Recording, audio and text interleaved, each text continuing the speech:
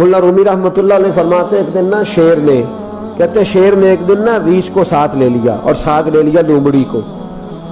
اس نے کہا اور شکار کرنے چلے. چلو جی, شیر کی مہربانی ساتھ لے لیا ہے, حالانکہ اس کو کسی کی مدد کی ضرورت ہے, وہ تو بادشاہ ہے. بادشاہ سلامت نے ساتھ لے لیا, شکار کیا 3 چیزوں کا. ایک شکار کیا خرگوش, ایک ہرن, ایک گائے.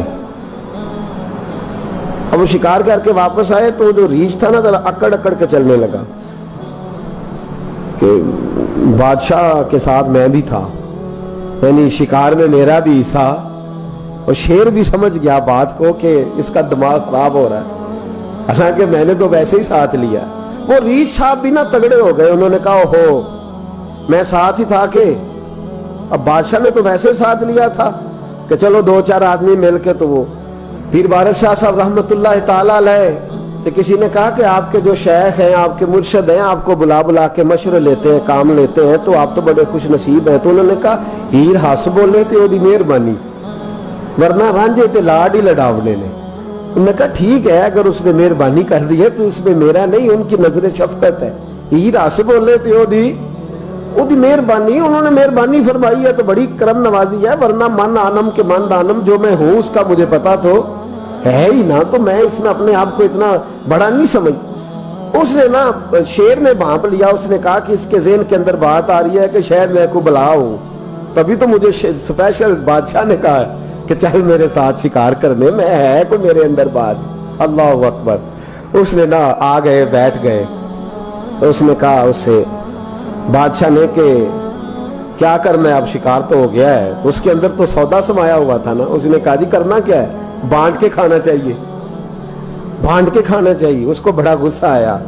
اس نے کہا اچھا تو مجھے کمزور سمجھتا ہے, میں جو چاہتا تھا کر سکتا تھا, میں نے تو عذرائے محبت تجھے عزت دی, ساتھ لے لی یار, تو بن کے ہی بیٹھ گیا ہے. اس نے کہا اچھا بانٹ کے کھانا چاہیے. کہا بالکل. کہا چلو بانٹو. پھر کیسے بانٹنا ہے؟ ہرن کا اور بکرے کا گوشت ایک جیسا ہوتا ہے, بلکہ ہرن کا زیادہ مہنگا ہوتا ہے, لذیذ ہوتا ہے. اب اس نے تقسیم کیسی کی, ریچھ نے چلاکی کرنی چاہیے. کہنے لگا جی تقسیم سیدھی سی ہے, آپ بڑے ہیں, گائے آپ کی. 3 جانوروں کا شکار ہوا نا, گائے, ہرن اور خرگوش. کہنے لگا آپ بڑے ہیں, گائے آپ کی, میں درمیانہ ہوں تو ہرن میرا, اور لومڑی چھوٹی ہے تو خرگوش لومڑی کا. اس نے کہا تیرا بھلا ہو جائے, کیسی تم نے تقسیم کی ہے. اس نے مارا پنجا اور ریچھ کو بھی مار دیا. اس نے کہا تو عجیب آدمی ہے بھائی, تجھے تو ذرا موقع دیا ہے تو تو نے ہاتھ ہی وہاں ڈال لیا ہے جہاں بالکل تیرا بنتا ہی نہیں تھا. اللہ اکبر. اس نے کہا اچھا مر گیا. اب لومڑی بھی سنبھل کے بیٹھ گئی.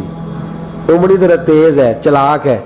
تو ملا رومی علیہ رحمہ کہتے ہیں, اور شیر کہنے لگا لومڑی سے چل تو تقسیم کر, تو تقسیم کر کیا کرنا چاہیے. تو کہنے لگی بادشاہ سلامت تقسیم بڑی سادی سی ہے, سویرے ناشتہ خرگوش کا کرے, دوپہر کو آپ جب کھانا کھانے لگے تو ہرن تناول فرمائیں, اور شام کو ذرا آپ زیادہ کھاتے ہیں تو آپ گائے کھائیں.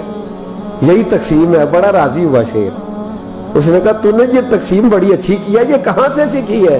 کہنے لگی ریچھ کی موت سے سیکھی ہے.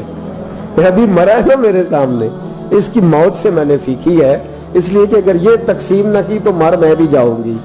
بات تو تفنوں کی ہے, ظرافت کی ہے. لیکن ملا رومی کیا فرماتے ہیں؟ اور فرماتے ہیں دوسروں کی موت سے ہی سیکھ جا. حضرت عمر کا وصال ہوا, قبر پہ مٹی ڈالی جا رہی تھی.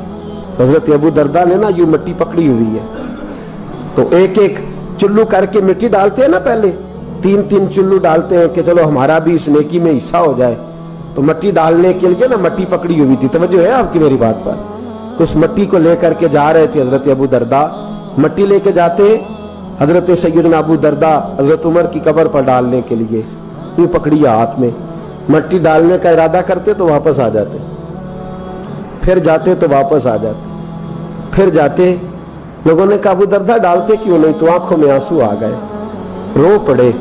کہنے لگے عزت کے اس کوہ گراں پہ مٹی ڈال دوں, وقار کے اس بادشاہ پہ مٹی ڈال دوں. فرمانے لگے شہنشاہ کردار پر اس پر مٹی ڈال دوں.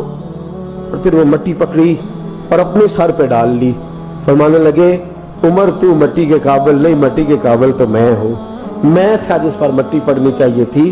اور آپ فرمانے لگے لوگوں سن لو، اگر عمر جیسے تقوی کے بادشاہ بھی رب نے اس زمین سے اٹھا لیے تو ہم بھی بچیں گے نہیں، ہم نے بھی اللہ کی بارگاہ میں جانا ہے۔ اگر اتنے پاک باز لوگ اگر نیکی ہی دنیا میں رہنے کا سبب ہوتی تو یہ پاک لوگ ہمیشہ دنیا میں رہتے۔ فرمایا اگر یہ چلے گئے تو چلے، ہم نے بھی جانا ہے۔